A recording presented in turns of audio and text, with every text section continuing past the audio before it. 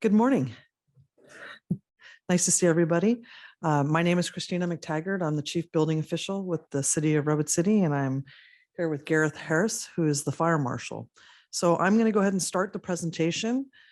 It's going to be on the 2022 building and reach code updates, and then I'll switch it over to Gareth and he'll talk about the fire updates.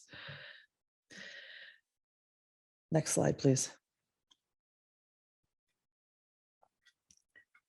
So this slide is showing the 2022 California codes, which includes the following major updates. We got construction requirements and the definition for mass timber for type 4 buildings are now included. Expanding the requirements for maintenance of accessible features governed by Chapter 11B of the California Building Code. And also Appendix AX for swimming pool protection is now mandated for all jurisdictions for new and existing pools. So basically requires like a pool cover and a minimum of 2 safety devices, such as a door, alarm, or a fence. Next slide, please. This slide is showing the building code updates, but this is what staff is proposing for the amendments of Chapter 9 of the Municipal Code. Moving the current fire sprinkler 50% rule of the fire code to replace fire safety first. Updating an existing amendment to require weekend work requests to be submitted 20 days in advance. Adding an amendment to specify the maximum refund amount for permits canceled without any work done. That'd be 80% of the permit issuance fee. Requiring a site survey for new buildings, including ADUs and additions within 4 feet of a property line. And also requiring a geotech soils report for new structures and any addition greater than or equal to 500 square feet. Next slide, please.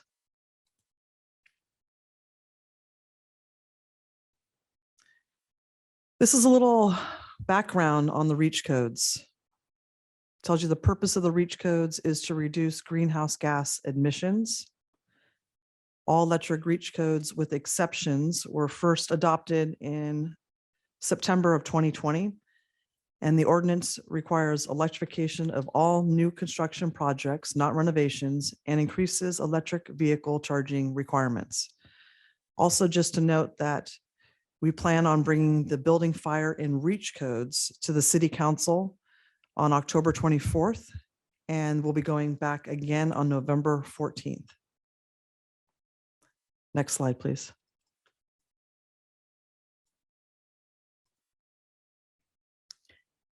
This slide shows the current exceptions that we have right now for REACH code. There's a total of 8 exceptions for new construction. I'm not going to read through all of these, but one thing that I did want to note is for projects with approved planning entitlements, this has expired, so all new construction must comply with REACH codes. Next slide, please. This is the data we have compiled for the last year and a half regarding REACH codes and how it applied to new construction in Redwood City. As you can see, REACH codes have applied to 18 single-family homes and 4 multifamily buildings. There's been a total of 22 projects. REACH codes did not apply based on exceptions. We had 1 for affordable housing and 1 restaurant. We had 15 projects that had approved planning entitlements and 100 ADUs that qualified for this exception. There was a total of 117 projects where REACH codes did not apply. Also, please note, not all of the exceptions were used. We've only showed the ones that were used. Next slide, please. This slide shows our recent REACH code community outreach and TRC recommendations. Staff has met with the Board of Building Review on August 17th and on September 21st.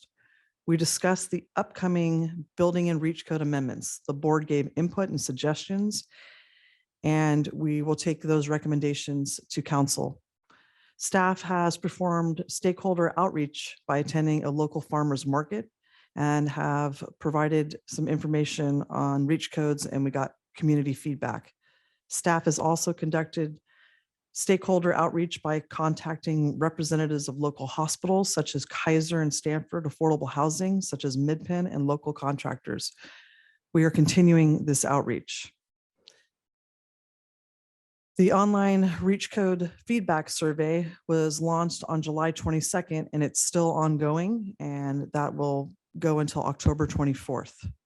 And we will look at those final results also. We did receive positive feedback from the Climate Action Committee for the updated Reach codes, with most of the exceptions being removed. We have been working very closely with TRC, our energy consultant, and we have taken their recommendations into account. Next slide, please. This is a survey result so far from the Reach codes. We've had over 150 responses as of mid-September, and the survey, again, will continue through mid-October. 83 of those surveyed are Redwood City residents, and 17 are non-residents, such as business owners, developers, and contractors. One of the questions that was asked on the survey is, do you believe any of the current exceptions should be removed from the new construction all electric requirements?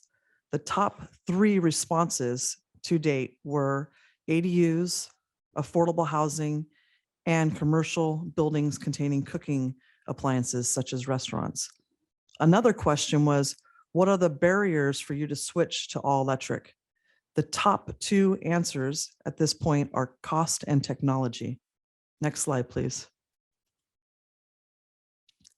Our city looks closely at our neighboring jurisdictions to make sure we're in alignment with the Reach Code requirements. Many cities are moving towards removing some or all of their existing exceptions for new construction, as shown. A small number of cities are working towards including existing buildings in the Reach Code, namely Menlo Park, San Mateo, and Palo Alto. Generally, most of our neighboring cities have similar exceptions to the ones adopted by Redwood City in 2020.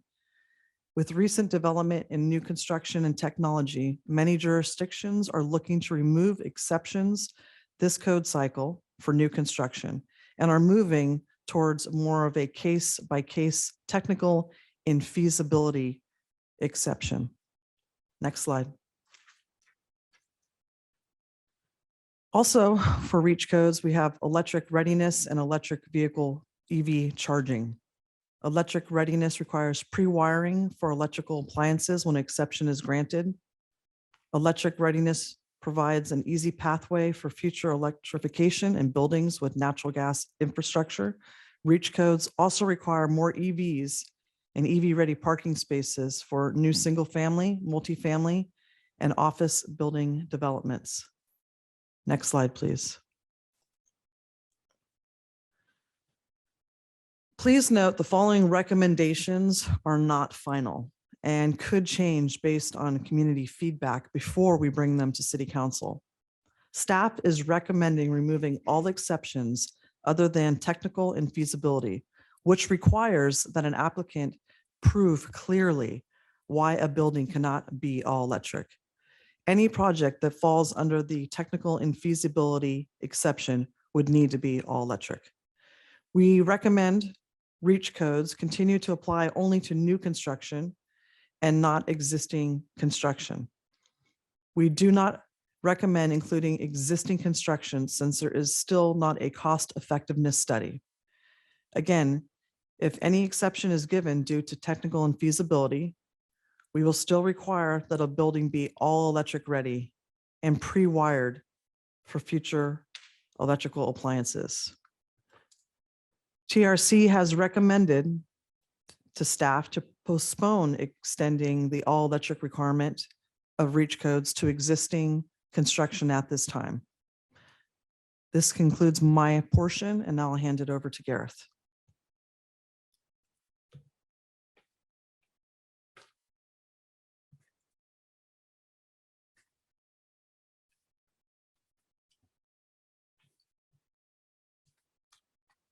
Thank you. Hi, Gareth Harris, Fire Marshal. Thank you for your time. Thank you for logging in, those of you that are on Zoom. The goal today is to go over our fire code amendments. And as everyone should be well aware, every 3 years, the state of California adopts a family of codes, and that includes new fire codes. And so we look at the state amendments, and then we tailor our amendments to meet the needs of our city. And so what I'm going to do is go over our local amendments to the 2022 California Fire Code. And the ones that I'm going to go over are ones that are changing and are new. We have had other amendments that are still applicable that have been in our municipal code for many, many years. And so those are staying. And so all of that's available easily online to take a look at. And so the idea of amending the codes is a part of a process with the Building Standards Commission when they adopt a family of codes. They do that July 1. That gives us 180 days for us to then adopt our own local amendments so that everything becomes applicable January 1 of 2023. So what we're talking about today will begin January 1. So the first thing that we're doing is, as Christina so eloquently mentioned, we are transferring the 50% rule over to the fire code. And so the concept is establishing criteria when an existing building would need to be retrofitted with automatic fire sprinklers. And part of this is taking on what we used to refer to as fire safety first, which, if everyone remembers, back in 2013, we had 2 different 6-alarm structure fires and unsprinklered multifamily residential, what we call R2s, one of which had a fatality. And so our city council passed an ordinance that required retrofitting of existing unsprinklered multifamily residential buildings. By 2020, they had to be retrofitted with automatic fire sprinklers. We identified about 575 of these buildings, and that process, although became an ordinance in 2015, as the deadline was looming in July of 2020, we realized that it wasn't practical for it to be able to be implemented by that date. And so we extended it out to 2022, July 1, with the intention to take another look at the process. And what we did was we went ahead and rescinded that ordinance, which had no precipitating factor. In other words, if you own the building, you had to have it sprinklered. And so we didn't want the retrofitting of a building when the walls are all closed up is a big deal and displaces people that are living there. So what we did is, one of the reasons we're moving the 50% rule over to fire is to basically create criteria where all existing buildings, when they go through a major remodel or addition, it requires them to be sprinklered. And the time to put sprinklers in an existing building is when the walls are all opened up. And so we're rolling the Fire Safety First program basically into the fire code. And so this slide up here has a definition that we're creating of a substantial remodel or addition. And it is essentially capturing that 50% rule. Now, language is still going to be wordsmithed a little bit, so I'm not going to read it the way it is, because our final ordinance is probably going to have a little bit different language. So we're talking about that. This language in here will be for all buildings except single family residence, with some tweaks. The goal is that if you're remodeling 50% of your structure within a 5-year period, then you have to retrofit it, or it meets the definition of substantial remodel. And then there's a couple other sections we'll talk about that refer back to this definition. Once you meet that definition, then you have to, on commercial buildings, say, put in automatic fire sprinklers, do an assessment for the needs for emergency responder radio coverage systems, and then fire alarms. So we're being very specific on what those requirements would be once you meet those criteria of the substantial remodel.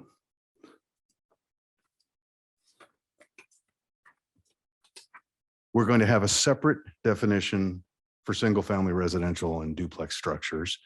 which will involve 50% of your foundation or 50% of your structural members above the sill plate. So it's going to be a little more or less restrictive for single family residential.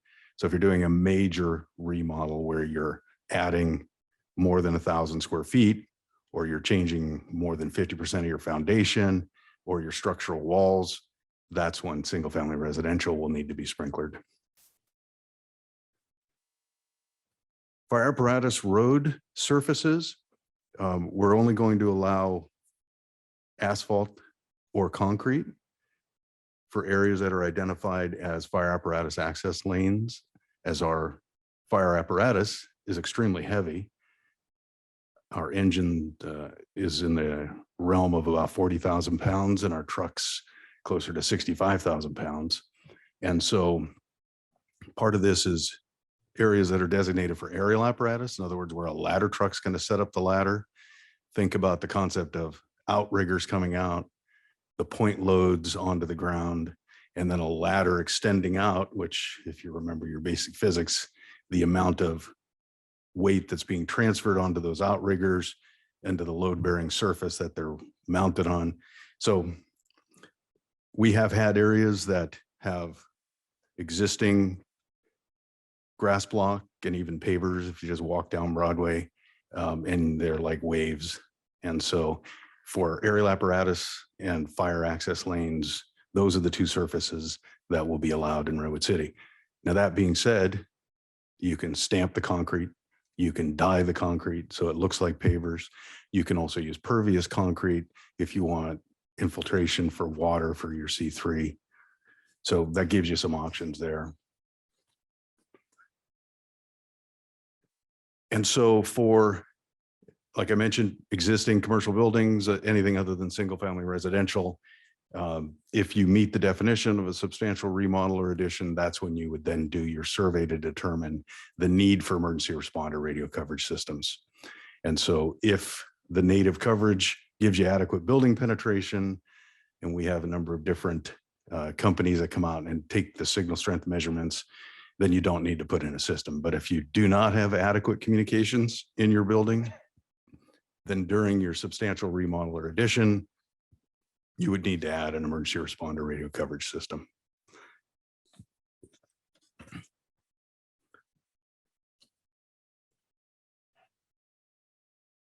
Fire protection systems in buildings, in other words, your sprinkler system, your fire alarm, your emergency responder coverage system, requires annual inspections, and on sprinklers, it's 5-year certifications. And so what we're going to be requiring is those records be submitted to a third-party records management company. And so we have a company that we're doing business with right now that takes those reports and provides us records for all of the buildings throughout the city on the status of their fire protection systems. And so we have state law that requires these systems, like say your sprinkler system, to have 5-year certifications, but we really have no way of tracking that unless we go out and look at the actual tags put on the risers. So we are requiring that fire protection systems are submitted through a third-party records management company. And so far, it is a practice we're doing now. We're just codifying it. And it's been very successful. We're able to identify systems that are out of compliance, and there's nothing better than a working fire alarm system and sprinkler system to protect your lives and property. So this is just ensuring that the system's inspected according to state law and certified every 5 years. Many, many moons ago, we're talking like 20 years ago, we had a rash of vehicle fires in carports underneath living space in multifamily residential structures. There was an arsonist that went around and was lighting cars on fire inside carports. And so because of that, what we did was we added into our fire code a requirement for limited area fire sprinkler systems. In other words, putting sprinkler heads in those carports. The only problem is what was required didn't meet code. It didn't meet any standard for fire sprinkler systems. And the intent was for these sprinkler heads to simply be connected to your domestic water system in the building. And any of you that are familiar with fire protection systems, these heads require a certain amount of pressure and a certain amount of volume for them to work. And part of the problem was we couldn't get any contractors that would install these systems because they didn't meet code and they would be concerned with their liability. And when it comes to insurance, insurance wouldn't consider these systems as being fire sprinklered. And so what we've done, Chief Iverson and myself had a discussion on this, and we have removed it from our city municipal code effective January 1. And historically, anytime you put a new roof on your existing multifamily residential with open carports below living space, then you had to put in this limited area fire sprinkler system, but it was really not practical. And instead, now if you remodel your building, then the entire building would need to be sprinklered, including those areas. And so that's now a removal from our existing municipal code. But today, if you put a new roof on your existing R3 with open carports, you still have to do this if you can.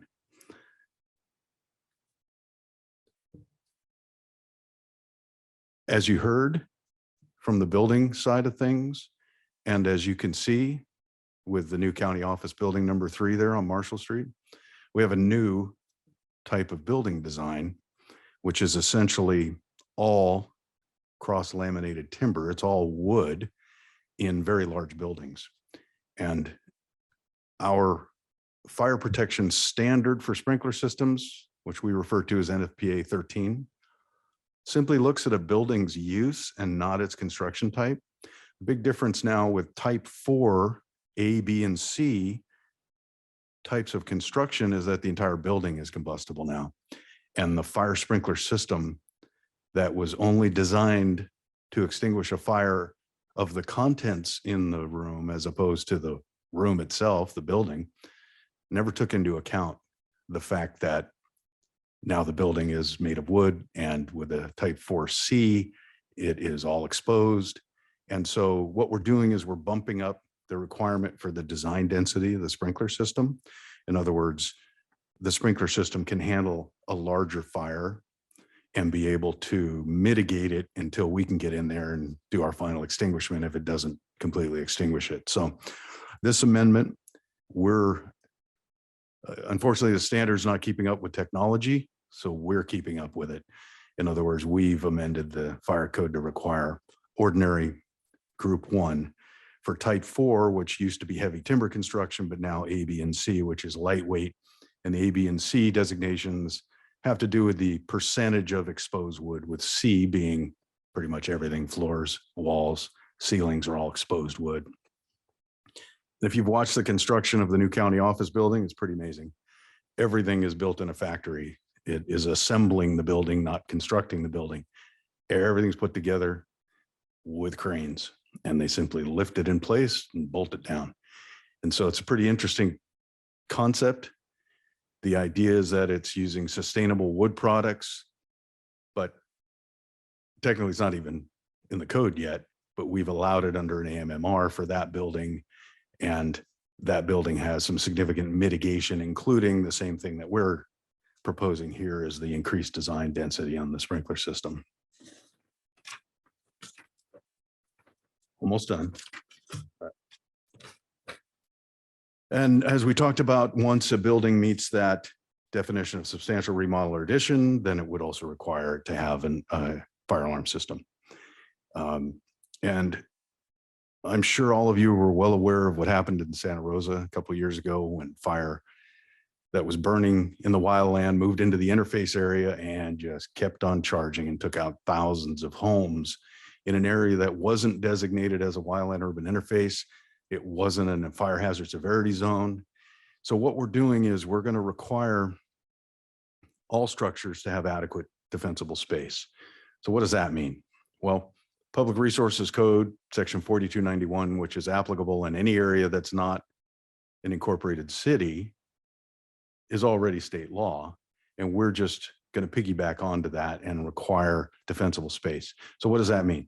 It just means that there's a disruption in the continuity of fuels. It doesn't mean dirt or rock all the way around your house. You can still have landscaping. It's just not a continuation of the fuels, as if you just think simple physics. You have a wildland fire where you have vegetation burning and you have a house with no space between them. Fire is just consuming, and it will just continue up until your house and then catch your house. So as part of our fire finals for all new structures, we will be looking at defensible space. And for the most part, it's not really an issue. We're already doing defensible space inspections in the hills, everything west of Alameda de los Pulgas, because those areas have been designated as very high fire hazard severity zones, so that they're already required to have defensible space by state law. So we're just spreading that out through the rest of the city. And for the most part, you're not building a new building without a landscape plan that takes that into consideration anyway. So it really shouldn't be any impact. But we just want to try and avoid the situation that occurred in Santa Rosa, where we had just exposure fire after fire, one home after another.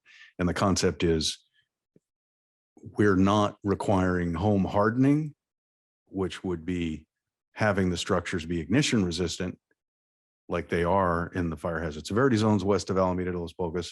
It's just adequate defensible space to break up that continuity. And I'm going to tell a personal story here because I just can't help myself. But where I used to work, we had a little fire called the Angora Fire, and the Angora Fire took out 254 homes up in Tahoe. In the area where the fire burned through, it burned so hot, it absolutely consumed the structures to the point there was nothing left.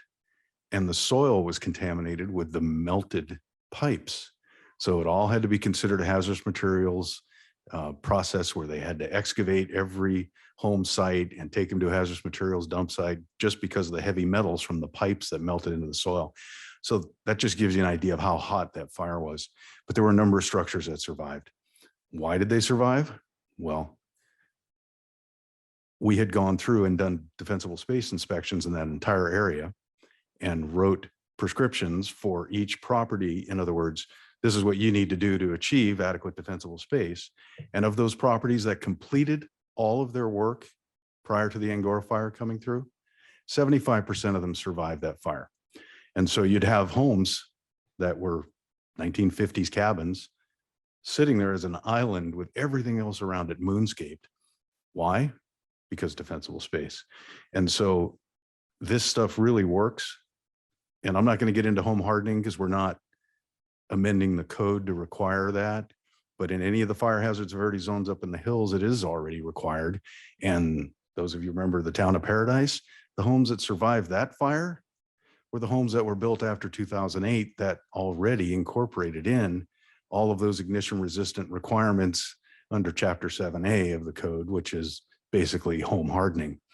So you'll have a home sitting there untouched, surrounded by devastation. So this stuff really works. All right. And then finally, we have a lot of laboratory buildings coming in to our city. And what we're requiring is laboratory buildings, their core and shell to be brought up to an ordinary group 2 for the fire sprinkler design basis. And the reason that we're doing that is that these buildings are being built as a core and shell, and then the laboratory that's going to move in there is going to do the build out. And there's so many variables in the types of chemicals, the amount of chemicals, the hazardous classifications, flammable liquids, and all kinds of things that would require this. And so what we're doing is we're requiring the backbone of the system, in other words, the building, the core and shell of the building's fire protection system, to be brought up to an ordinary group 2 standard for fire sprinkler systems. And in the end, if they're just going to be using the building for light hazard B, an office, we know the sprinkler system has enough capacity to be able to supply that easily. And then on this slide, we also have a requirement for homes that are being served by the municipal water system, which we have obviously a number of different water systems here, primarily Redwood City Water. we're not allowing tanks and pumps in lieu of connecting your sprinkler system to the municipal water line. And the reason why is that a tank and a pump, literally the tank is a few hundred gallons. It sits in a closet. And so it's only going to last for a few minutes, where your municipal water supply, theoretically, is be able to give you unlimited water to your sprinkler system. So in areas that are served by wells and not the municipal water system, then we will consider that. So that's just an amendment to NFPA 13D. And with that, we're going to open it up to questions. And so for the benefit of the folks on Zoom, we've got some portable mics here. And so if you have a question that you want to ask, we'll hand you a mic and you can speak into the mic so that they can hear you.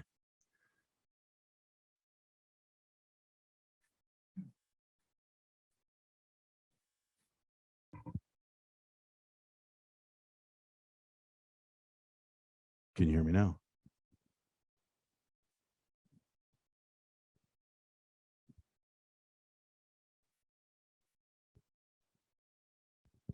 Thank you. My name's Larry Grundall. I just can't help but ask a few more questions about the minimum sprinkler for laboratory building requirements. Is that only for new core and shell buildings? Is that the only time that applies? That is for new laboratory buildings, yes. So if you're doing tenant improvement work in an office building that has a few labs in it, it's not going to affect that?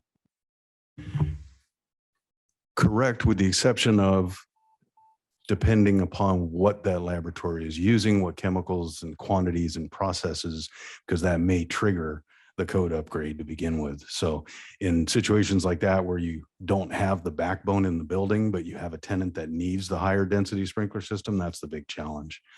So, but for the most part, yeah, they're new. And how do you, when a new building is coming in for review, how do you determine whether it's like an office R&D versus a laboratory building? That's up to the applicant to make that determination on what they're building. And so there are code definitions for both, and it has to do with, again, the quantity and use of hazardous materials and things that can change your B to an L to even a H. So it all depends on, we just have to trust that what they put on their application is what they're going to actually do. So, you know, the reality is if they say, no, we're just building an office building, then it's just going to follow the normal NFPA 13 standard, which would be a light hazard. And so reality is down the road, things may change with buildings. Different tenants may come in and different uses, and therein lies the problem. If their use is going to bump up the classification to require more robust water system, they're going to have to rip through the building to put in larger water mains and things. So that's kind of a big deal. And we have the opportunity in that we have a number of new laboratory destined buildings coming into our city throughout, obviously, the South Main project and throughout Redwood Shores. And so there's a number of large laboratory buildings that's what they're built for. And so this is kind of giving the developer the ability also to attract other clients that may not necessarily be able to go into that building if it didn't have the backbone already to support this. And then back to defensible space, could you, I didn't quite follow how that would apply, say, to single family residents, you know, in the main part of town. Sure. And how that applies to ADUs also. So every building would require adequate defensible space. And what does that mean? Well, Public Resources Code, section 4291, defines defensible space into today 2 zones, but there is amendments coming that will be in effect by January that create 3 zones. So what that is from 0 to 5 feet around the structure, we don't want anything combustible. And then 5 feet to 30 feet, That's where you want reduced fuel, and then 30 feet out to 100 feet or to the property line. So there's 3 different zones, and all of the information regarding defensible space is on our website. We have a whole section devoted to it, with lots of work done by Deputy Fire Marshal Stoney, providing numerous resources, including a document that is really useful called Living with Fire in San Mateo County. It's done by our Fire Safe Council, and it's specific to the fuel models and vegetation that we have throughout San Mateo. And again, it's landscaping. It's not bare dirt all the way around your house. Yeah. I assume it would affect fences. Correct. And, you know, if you have 5-foot setback on your side yard, you only have to, you know, maintain your property. So it stops at the property line.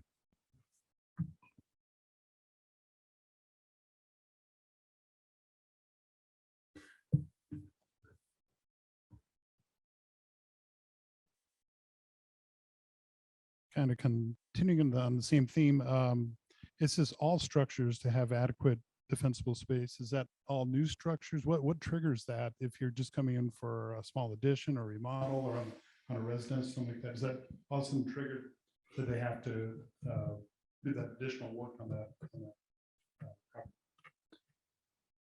The goal is for every structure to have adequate defensible space throughout the city. And in reality, like I said, we are already doing defensible space inspections on existing structures west of Alameda de los Pulgas. And statistically, most properties already meet that. It's just the goal is to try and prevent the conflagration that happened in other areas with the intensity of our wildland fires now. And obviously, when you look at our city from, say, Google Earth and elevation, our city looks like a continuous fuel bed from one end to the other that would allow fire to propagate from one end of the city to the other.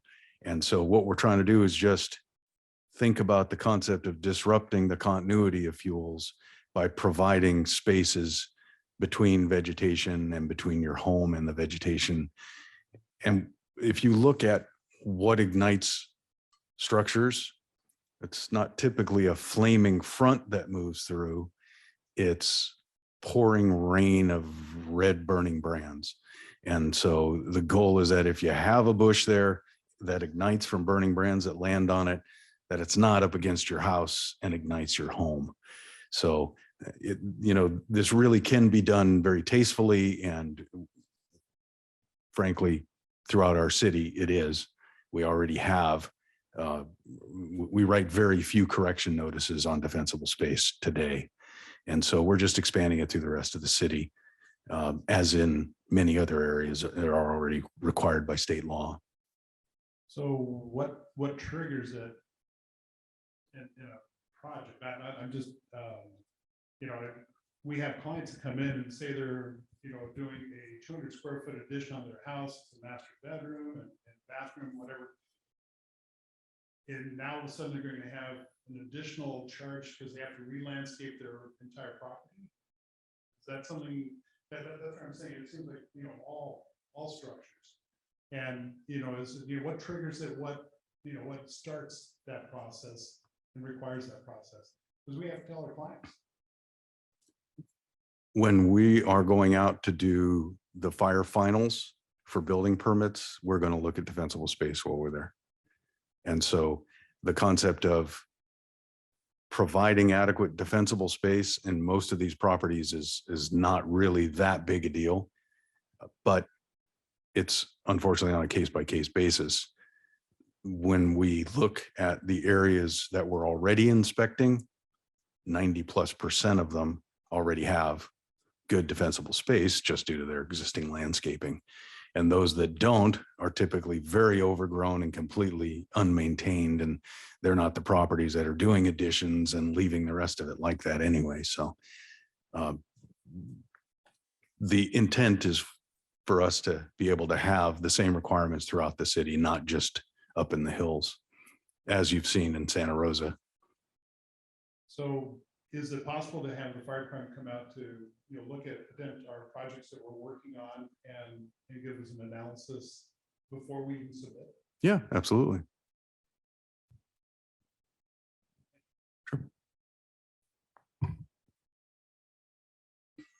Any other questions from the audience, or maybe we can switch to Zoom if we have any questions online?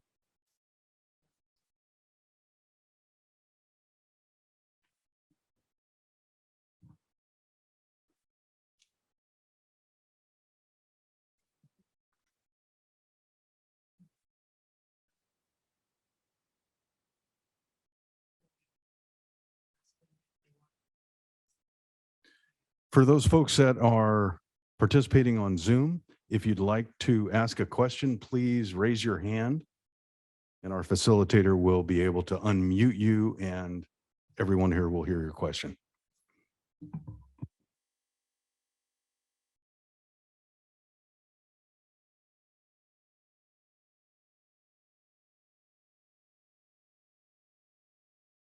And just for clarification, this is any question regarding building, fire, or reach codes. Thank you.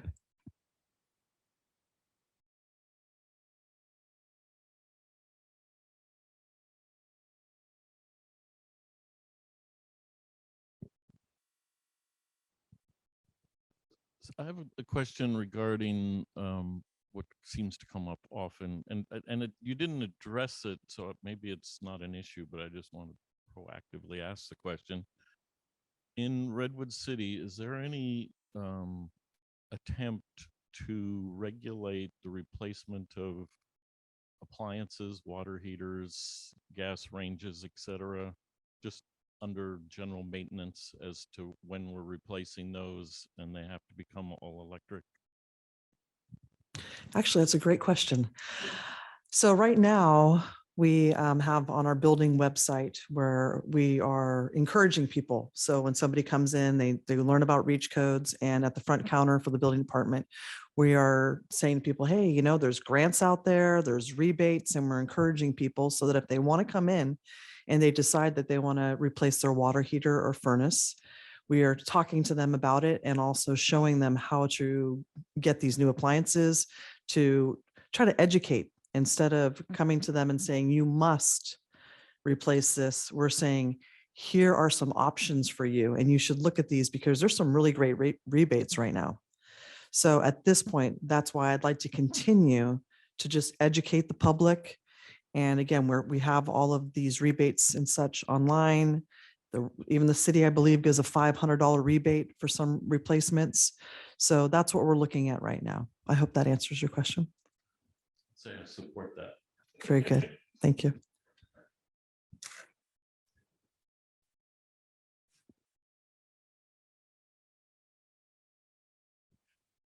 Following up with that, if it is, is there any assistance or help with, when you shift from all gas appliances in a house and you go to all electric, more than likely you're gonna have to increase the panel size and the service size to the house. Is there any help with that?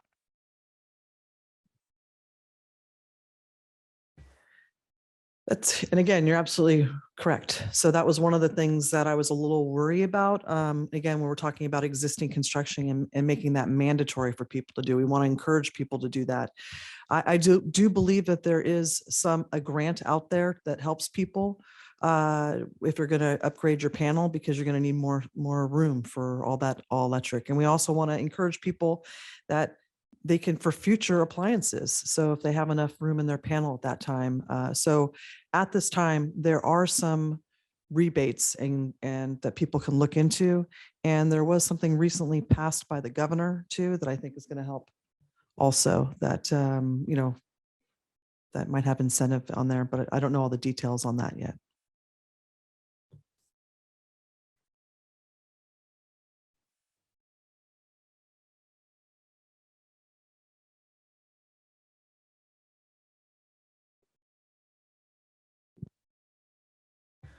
Well, it appears we don't have anybody online who would like to ask us any questions. So I just want to thank everybody for coming today.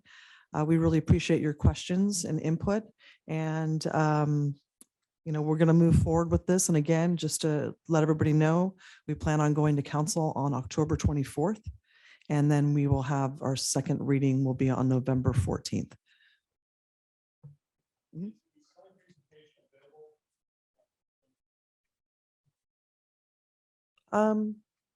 Yeah, It can be made available online. sure. Absolutely. Well, great. Thank you. And Gareth says thank you.